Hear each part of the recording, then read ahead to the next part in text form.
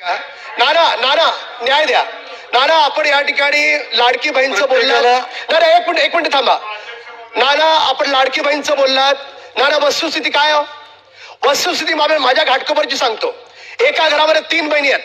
त्यांना दर महिन्याला 7,500 रुपये मिळणार आहेत. तुमचे कार्यकर्ते जाऊन चुकीचा फॉर्म भरतायत. का भरतात चुकीचा फॉर्म? उभाटावाले चुकीचा फॉर्म भरतात. शरद पवार गट चुकीचा फॉर्म भरतात. याच्यासाठी चुकीचा फॉर्म भरतात की ही योजना म्हणजे 15 ऑगस्टला त्या बहिणीच्या खात्यात पैसे जातील, तिच्या बहिणीच्या खात्यात पैसे जाऊ नयेत आणि पैसे नाही गेले की तुम्हाला आमच्या सत्ताधारी पक्षाविषयी बोंबलत बसायचंय. याच्यासाठी चुकीचा फॉर्म भरताय. का चुकीचा फॉर्म भरताय? तुम्हाला ती लोकांच्या घरी भांडी घासते, तिला पैसे मिळतात. बघवत नाही तुम्हाला चांगल्या योजनेत राजकारण करायचंय. अरे त्या गरीबाला मिळू द्या पैसे. झोपडपट्टीत राहणारी बाई तिला पैसे मिळत असतील, काय जातं तुमचं? माझी लाडकी बहीण या योजनेच्या बाबतीत मी असं म्हणालो, मुंबईतला नाही देशातला सगळ्यात मोठा रक्षाबंधन माझ्या मतदारसंघात होतो. हजारो बहिणी मला राखी बांधतात. गिनीज बुक ऑफ रेकॉर्ड मध्ये माझं नाव आहे.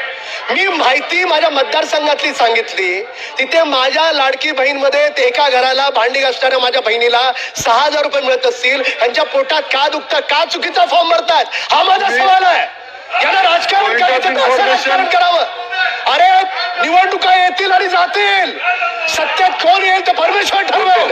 पण तुम्ही त्या गोरगरीब लोकांना, त्या बहिणींना मिळणारे पैसे अशा पद्धतीने तुम्ही जर राजकारण करत असाल तर परमेश्वर तुम्हाला माफ करणार नाही. लक्षात ठेवा.